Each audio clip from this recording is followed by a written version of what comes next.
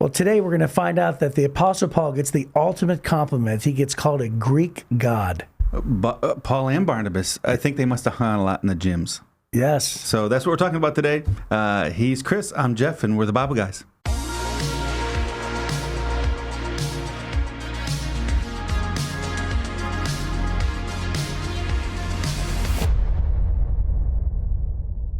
So, Jeff, Yes. today we're going to do this thing where, I don't know if you've ever seen Jimmy Fallon, I have. but Jimmy Fallon on The Tonight Show does this thing where somebody wears headphones and they play loud music, and then the other person whispers a phrase. Okay. So if the podcast listeners are only listening and not watching, they'll be able to hear our responses. Okay. Those who watch can actually They can see it play out. Okay, Yeah. So this is very creatively entitled the Whisper Challenge. the Whisper Challenge. Okay, and I don't know what it is that you're going to say. No, you do not, of course. Right. Okay. Of course. So I have to swap out my headphones. Yep. So he's swapping out his headphones. He's going to put Okay. things on directly connected to Okay. Now I got these on, Tell me, and then you're going to turn on some music we or go. something. is Okay. it too loud? Okay. Is that better? You got to turn it up a little more. Okay. Okay. I can't hear anything. Okay, now. can't hear anything. Okay, here we go. I can't hear you. Here's the phrase. All right, Ready? I got to look at you. Ready? Yeah. Uh-huh. Leave the gun, take the cannoli. It looked like you said leave the gun beside the toilet. Close. Okay. Leave the gun, take the cannoli. Leave the gun beside the toy. No. Leave the gun, take the cannoli. Oh, I don't know. It looked like you changed it to something about a cold steak. I don't know. No? No. What did you say? It is the famous line from The Godfather. Oh, huh? Leave the gun, take the cannoli. Oh, leave the gun, take the cannoli from The Godfather. Yes. Okay. I got one for you. So go ahead. Oh, and yeah, great. Okay, yeah. here we All go. right, yeah. So it's kind of loud. Yeah. Obviously, I couldn't hear. That's funny. It's so hard to see what you're saying. Okay, are you ready? Oh, wow, that is Can you hear loud. me? Okay. Wow. Okay. The truth. You can't handle the truth. What the heck? I do more motion Okay. with your lips. The truth. You can't handle the truth. The truth is astronomical. No. Try it again. That was your first try. Try it again. The truth. You can't handle the truth. You can't handle the truth? Oh, there you go. Did I get it? Yeah, you got it. Yeah. Wow. That's So great. I said the truth. You can't handle the truth. That's what I said. thought So- you said. Yeah. But I started off with the truth. that wasn't the line. Yeah, I know. But it looked like you said the truth first. Yes. And then I picked up Yeah. that you said you can't handle the truth. The actual Good, quote good is, job. "I want the truth. You can't handle the truth." That's right. That's what the line is. So I said the truth. I didn't say I want the. I said the truth. You can't handle the truth. That's awesome. That's good. Good job. Yeah, thanks, man. Yeah. I was just trying to think of something that was in your wheelhouse. And, I read the Bible a lot, but you watch a lot of movies. And so I thought maybe you would know movie references. Yeah. And I can go on all day about things that we do to consume our time. If it's not the Bible, then it's evil, right? Probably. Yep. Or hunting. Right. Or football. Those are the things that please the Lord. Okay.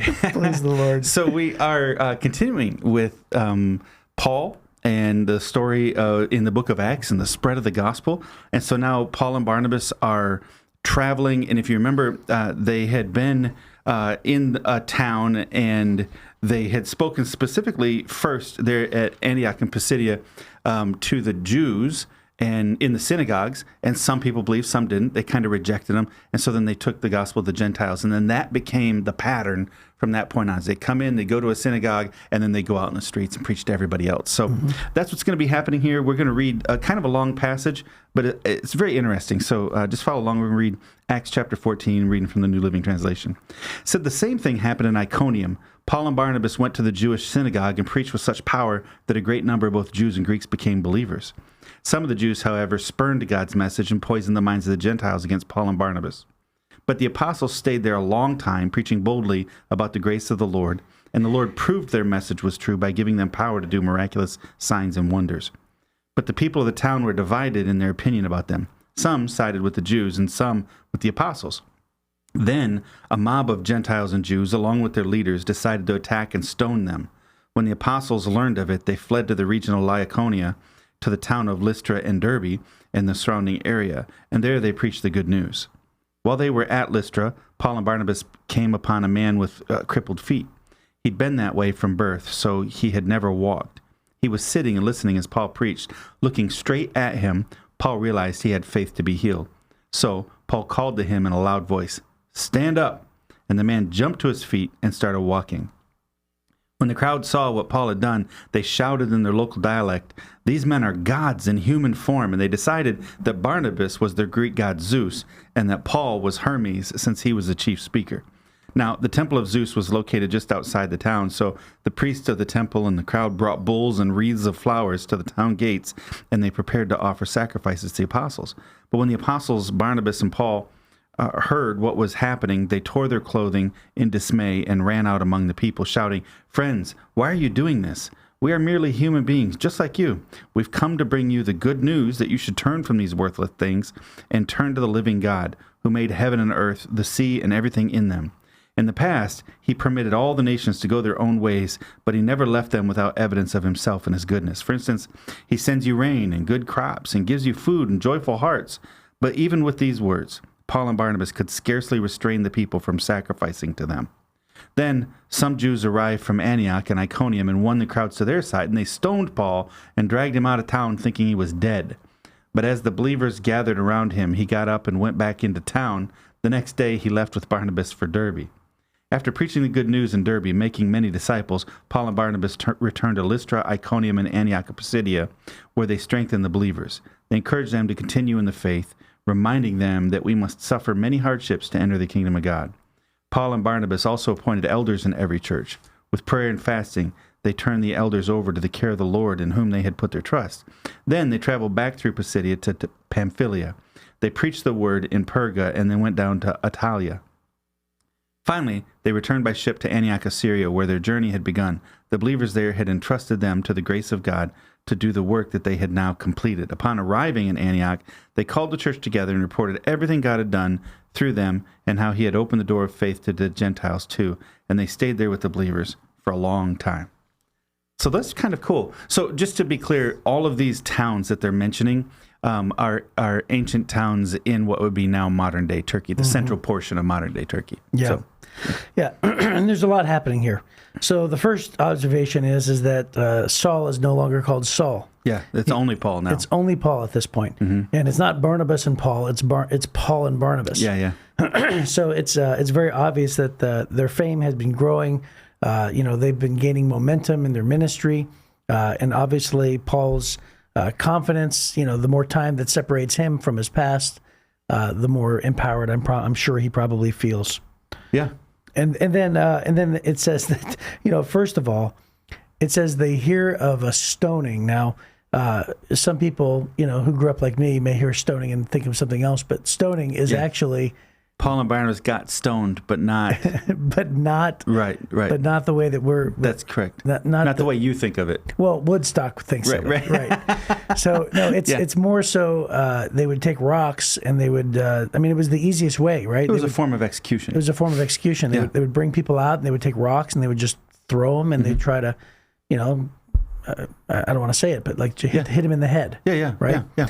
And so that was it. So it would be, and they're not just taking little rocks; they're taking big chunks of rocks. Usually, this still happens some in developing portions of the world: Afghanistan, Pakistan, some portions of India, Bangladesh. I've heard of stonings where people still do this kind of thing as a means of execution. Do you remember the story I told with Pastor Sampson with the cup of tea and the sugar? Oh, yeah. That was a stoning. Yeah. So they still do it. It's still a customary thing. It's just because it turns out stones and rocks are everywhere. You're right. And so they're readily handy. So basically, they use the same strategy. They come in, they preach in the synagogues. Some of the Jewish people go, "You're right, Jesus is the Jewish Messiah, the one we've been waiting for." And some rejected it. And then there was some murmuring and discussion. Then they go out and they begin to speak. I like that word, murmuring. Murmuring. It's such a good word, isn't Murmur. it? Murmur. It's such a good word for exactly what's happening there, right? Just this buzz going on, people disagreeing. And then some of the Gentiles believe, but then the whole crowd turns. So it's amazing how quickly people's opinions change. Hey, he's a good guy. No, he's a bad guy. He's a good guy. No, he's a bad guy. Let's kill him. Not only did they went from he's a good guy to he's a bad guy to let's kill him in a very quick period of time. Well, you know what it reminds me of? It reminds me of Social media. Right. It reminds me. Facebook. I was going to say it reminds me of everybody's opinions about every political campaign ever. Oh yeah. Right. Yeah. It's just like we're all sheep. And so my buddy has this saying, and he says, man, we're all sheep. Yeah. He's like, "Bah." He always does this all the time. Yeah. And it is true. We form opinions based on almost no facts, right? On 25-second TikToks. Right. Change our worldviews. Right. Yeah. And so anyway, the point is that there's a fickle crowd. And by the way, it does remind us that not a lot changes over the years. Yeah. Even though thousands of years later, so much has changed. So that first time, they hear of the plot to stone them and they leave. And so in this area, there were little regions, almost like counties or maybe even little states. And they just left one region and they go over to another region. It's only like 18 or 20 miles, but when everybody's walking, that's a long ways. So they get over to, what town is it? They're in Lystra and in Derbe. Yep. These are kind of like sister cities, and they're fairly prosperous cities. And they're fairly Greek in their outlook and their worldview. And so these guys come in and they see, while they're preaching, they see this guy who's been crippled for his whole life. And Paul speaks with authority and heals this guy. And I think it's interesting how it says Paul had realized that the man had enough faith to be healed. Yeah. And so there's a part of me, the movie part of me is like wondering if Paul sensed it, like God, because it does say that God gave them the abilities, right? Sure. It said at the beginning of the chapter, it said that God had given them special abilities to do miraculous signs. It says giving them power to do miraculous signs and wonders. Yeah. So there's a part of me that wonders if Paul had this almost supernatural sense, Yeah. But at the same time, being a speaker, I know that, if I speak to a crowd, I can tell the people who are with me. Yeah. And this man might have just been completely agreeing, and you can just tell, like, this man is believing everything that I'm saying. So it could just be that too. Yeah, the book of Hebrews talks about faith. The whole book, so much of it's about faith. And it talks about how you have to have faith in God, that first of all, that he exists, and that he rewards those who, have faith in him and do good. So it may have been that he could identify that this guy, of all the people, this guy had dialed in and went, yes, I do believe in the Creator. And yes, I do believe the Creator can do anything. And so, because that's consistent with the message that they're giving. So you're right that either way, it was a sense, or he was picking up on this guy's response. But how much faith does it take? It takes enough faith to say, I believe. That's right. It. Because this guy didn't know all the details in the Gospels. He didn't know everything about Jesus Christ. He was identifying with what little faith he did have. And that's how much faith it takes to come to God. Yeah, well, people actually say all the time, they say, I have to have more faith. I have to have more faith. And if you look in the scriptures, Jesus always asked the question, where is your faith? Right? Now, he did marvel twice. He marveled twice about, I've never seen such great faith in Israel. Right. And one, by the way, was from a Jewish or from a Greek pagan. Right. And, remember the man who said, come and just speak the word and my servant will be healed? Yes. And then the other one. It was a Roman centurion. Yeah, Roman centurion. Yeah. So Jesus marveled twice about great faith, but he never challenged people and said, you must have more faith. He always asked the question, where is your faith? And so people always say. Well, the one father said, I believe, help my unbelief. Right. And Jesus healed the man's son with that statement. Right. I believe partly. Yeah. I believe mostly. And I want to say that I think this is one of the biggest misconceptions in Christianity. People always punish themselves. Yeah. And they say, the reason why I'm not healed is I just have to have more faith. Yeah. And there are actually teachings. There's denominations out there that indicate that, like, hey, we're doing everything right. We're laying hands, we're praying. The reason why you're not healed is because I guess your faith is not big enough. Right. And so I've counseled people over and over and over who cry and they say, I just have to have more faith, and I guess it's my fault that I'm not healed. And I think to myself, well, that's spiritual abuse, because Right. Jesus said, you don't have to have bigger faith. You just have to believe in a bigger God. Right. Right? That's Because it takes faith of a mustard seed, which is the smallest of seeds. And Jesus said, if you have just that much faith, and he's talking about true faith, he's, just your faith doesn't need to be bigger. You just need a bigger God. That's right.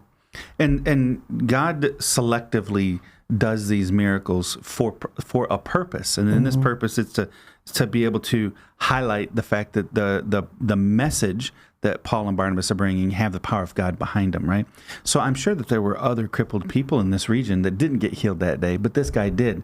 There's different reasons why God chooses not to heal. We still live in a sinful world. We live in a broken world, and a part of that is we live under the curse of Eden. It's not a perfect place. Right. There are a lot of really bad things that we struggle through, not because God hates us, but because that's the consequence of the fact that we live under the curse of Eden. Yeah, and I think it's Romans 8 that tells us that we live under the bondage and decay of sin. That's right. Right? And it tells us that we live in this broken world. So anyways, they come in, they heal this guy, and then everybody's like, oh my gosh, these guys are gods. And there's right outside this town is the temple to Zeus. And so the priests Which, by the way, there's multiple temples of Zeus. Oh, yeah. There's just like there are mosques, or just like there are churches or synagogues. So this isn't the temple that we know of that still stands today. Right. Somewhere, with archaeological. Okay, go ahead. So, but they had a temple to Zeus there. He was their favorite god. So they decided Barnabas, because he's not talking much, he just seems to have a lot of authority. Barnabas must be Zeus, and then Paul, he's the one making all the arguments, so he must be Hermes. And they decide they're going to make sacrifices to him. Yeah. Now Hermes was also the son of Zeus, and he was the Zeus's son by Mai, whatever. I'm looking at the notes here. Maya, Maia. Yeah, that's Maya. a weird way to spell it. And it says that he's also Hermes is the fertility god and the god that escorts people to Hades, right? Wherever Hades is, right? Yeah, the place of the dead. Yeah, the place of the dead, yep. So they're like, oh, wow, we're going to make a sacrifice. These guys are living, walking gods, which means they were absolutely convinced of the miracle they saw. Convinced. Oh, absolutely. So there wasn't any question about no this doubt. one. This guy had never walked in his whole life. They've seen him forever. Typically, those kind of people would be sitting and begging at the city gates or out in the streets. People would see them all the time. There was no social network. The social network to help people that were physically disadvantaged would always be just pure charity. So people would be begging. Yeah. And so they would have known this guy his entire life. Right. And then they see this miracle and they genuinely believe it happens.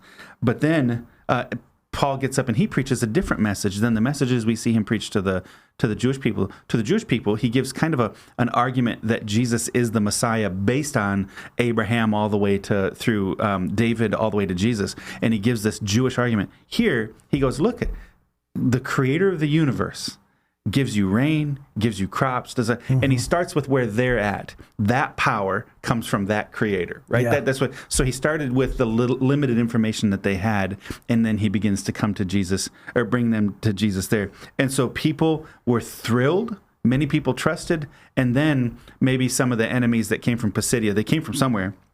From Antioch or wherever, and Iconium, they come in and immediately shift the crowds to the point that they stoned Paul, and they think they stoned him to death. So these people who saw the miracle and thought he was a god just a little while ago, they're like, nah, let's kill him. Right. It's pretty hardcore. Yeah, and by the way, Paul later on in the epistles mentions, like, I've been shipwrecked, I've been stoned, I've been beaten with rods. Right. And, you better believe he doesn't forget this. That's right. Right. In fact, when the scripture says that the people thought they were dead, understand that this stoning people, unfortunately, was a common practice. Right. Which means they could tell. Yeah. Is the job done or not? Right. Right. So if they think Paul's dead, you know what that means? That dude got messed up. Right. And I can't even begin to imagine what it's like to have people hurl stones on you until they think you're dead. They stoned him, and then they drug him out of town thinking he was dead. Yeah, thinking he was dead. But the believers gathered around him, and they were praying over him. Yeah, and it he says- gets up and goes back into town. Yeah. Hey, I'm not very smart. But if somebody stones me and leaves me for dead, I don't think I'm going to go back into that town. Right, There's other right. towns, man. And, but he did. He got back up and went right back. Talking about the boldness that Yeah. these guys had is just incredible. I want to go back a little bit ago, just a few minutes ago. You had mentioned that he was preaching to the Greeks right where they are. So my brother Jim, he lives in Texas, and he was at home one day, and he was actually whatever it was. Somehow he got connected through his church to minister to those who have come over from India. And they get off the plane, and literally they step foot in the country, and they needed somebody to help them integrate in the culture. So my brother said, "Yeah, I'll do that." And he did such a good job. He just took it upon himself to do this great ministry. He had like 4 or 5 those people from India living with him, like practically living with him, and the culture is so radically different. And Jim, my brother Jim says, you can go in my refrigerator. And they said, "No, we dare not go in your refrigerator." He says, "No, I'm telling you, I'm trying to train you about the culture," because they were coming over to go to school. Well, it turns out that the government stopped calling the church and said, "Let's please be a part of this ministry." They ended up getting my brother's phone number, and now the city officials call my brother straight away, because everybody who flies into Dallas, Right. It's Dallas. And so anyway, the bottom line is this: now my brother has 300 or 400 Indians who he actually hangs out with, and actually has this big ministry, and he has these photos on his social media where there's a huge group of people, and he's right there in the center with his wife, and he's developed this whole thing. My point is that it is so different to try to introduce the idea that Jesus is the way to heaven to somebody who believes in multiple gods. Yeah. Because those who are, Hindu, they believe in multiple gods. Well, it's not too much different than this Greek. That's right. They have this ancient. They had Greek, a whole pantheon of gods. Yeah. So they're polytheistic, which means multiple gods.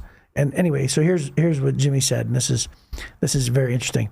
He said the conversation has to begin here, where I have to tell them Jesus is a God, and then Jesus is the God, right? He has to start with the fact that Jesus is a God. Right. And he said, so if you try to just approach people with, just the truth, he said, it's just not going to work. You got to start where they're at. Yeah. You'll see that becomes more and more of Paul's strategy as we go through this. So then in that last thing, as they come in to give a report, they finish this big loop and they come back to Antioch in Syria. They give a report and they talk about the fact that suffering was a big part of this. And so if you asked Paul, would you do it again? We know he would, because he goes on 2 more journeys just like this and suffers even more. So, the more mature you become as a Christian, the less you are concerned about your own comfort, and the more you become concerned about being effective for the forward movement of the kingdom of God. And so that should be kind of your attitude and your thought as you go through the day today and over the next week is, God, help me to be effective. Give me the strength and the courage. Paul gets up after being stoned and goes right back in that same town. Give me the boldness, give me the courage, give me the strength. But I want to be as effective as possible for your kingdom today. Yeah. You know what that reminds me of is just on Sunday, we both Jeff and I attend Heritage Church. We're pastors there. And on Sunday, this 80-year-old woman who I know came out, and she just said, "Chris, I'm having a hard time." She said, because, we sang like this 3-minute medley, right? Where we actually played Leonard Skinner, right? Sure. And we did this little bit, but we did it with intention. Sure. Because we were trying to say, in our culture reflects the heart, and the culture, our medley was about independence, wanting to be independent. So she just says, "I'm having a hard time," and I said, "Yeah, but we had like 12 minutes of worship." I said, "So you just have to go ahead and make sure that you are, in your maturity, which is what you mentioned, right? Getting on board with the fact that we surrender our preferences to those who are lost." Sure. So we sometimes use things that would capture the attention of somebody that's far from God in order to be able to get the gospel to them. And that's what we did there. So, yeah, it's good. So anyways, that's what we talked about today. Tomorrow, we're going to pick back up and we're going to keep going. There's another council in Jerusalem, and they're really trying to work through what do we do with these Gentiles. So that's what we're talking about tomorrow on what are we called now? The Bible Guys. The Bible Guys.